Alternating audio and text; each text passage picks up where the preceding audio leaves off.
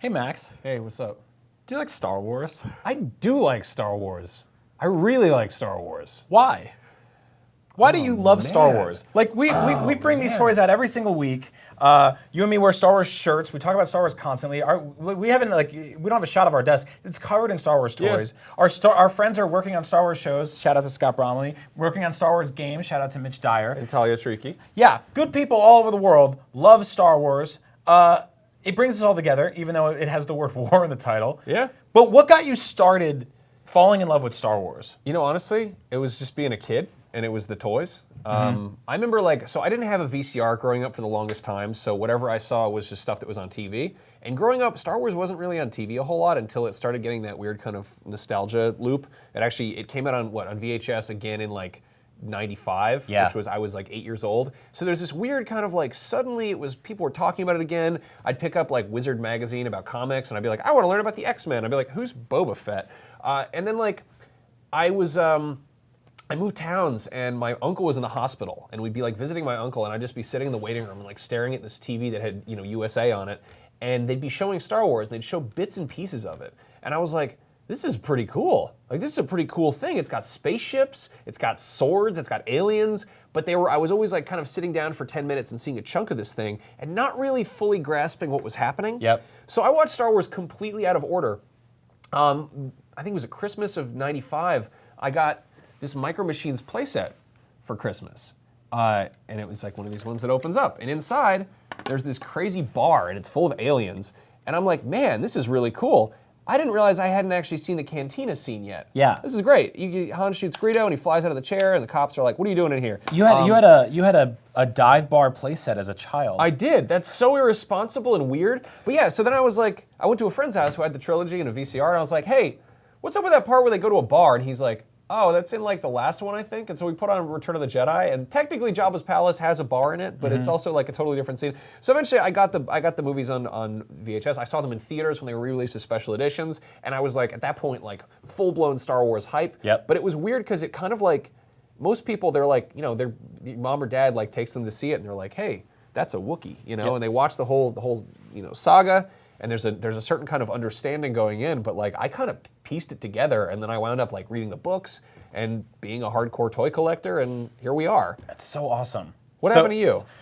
So when I was a your little kid, problem? I moved from Jersey City in New Jersey to a more quiet suburban area in New Jersey. And it was me and my younger brother, who's 3 years younger than me, and we went in my backyard. It was my first time ever having a backyard, because in Jersey City we had this kind of concrete slab. And I was bored, and I was like, you know what I'm gonna do? I'm gonna bury my brother.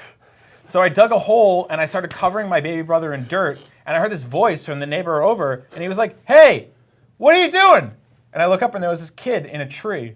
This kid named Jeff was climbing a tree, and he's like, I'm Jeff, what are you doing? I'm like, I'm burying my brother. And he's like, don't do that. That's bad for him. So he came down and he's like, I'm Jeff. And I'm like, I'm Brian. And he's like, do you like Star Wars? And I was like, what's Star Wars? And he was like, well, you can have this little man. And he gave me this figure of Dengar. I love that you like Star Wars when you got given the lamest action figure. I got this figure of Dengar, who is a toilet mummy wearing a rotary phone on his ass. And I don't understand him. I still don't understand him. And at the time, I was like, what's this? I don't get it. Dengar is a character that shows up for 4 seconds in Empire Strikes Back. He's part of the bounty hunter team.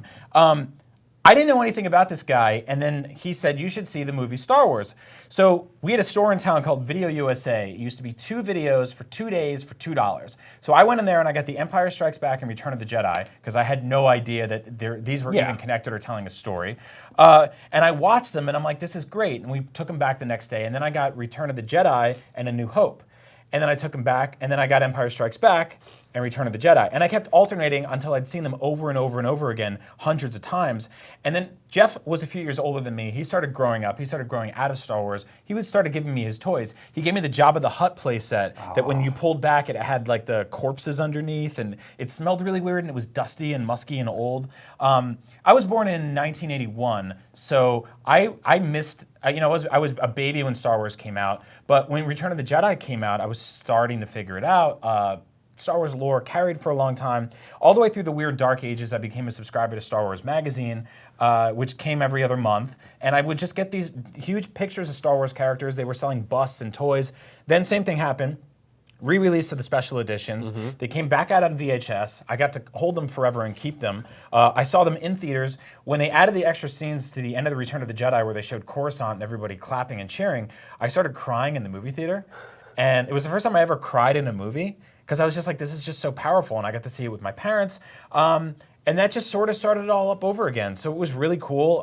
I've been connected with the franchise ever since then. Obviously, we've had our ups and downs, but Yeah, this has been something so important to me. Now that I think about it, a lot of my like Star Wars exposure came from babysitters. Like Yeah. when I was really little, and I remember being on a tire swing at the playground, and she's like, "We watched a Star Wars movie last night, Return of the Jedi," and I'm like, "Wow, what's a Jedi? Is that like a spaceship?" And she's like, "I think it is." I don't think she knew what that movie was about. But then I had another babysitter who was like, "Hey, you want to play Star Wars Dark Forces?" And I'm like, "What's that?" And it's like, I just realized I played Star Wars Dark Forces before I'd seen that whole trilogy. The first level of that game is about stealing the Death Star plans, and in like, what, a month and some change, we get to see a movie that's entirely about that. So, How awesome is that? I mean, at some point, maybe we'll all get tired of Star Wars, but it's going to be a minute before I do.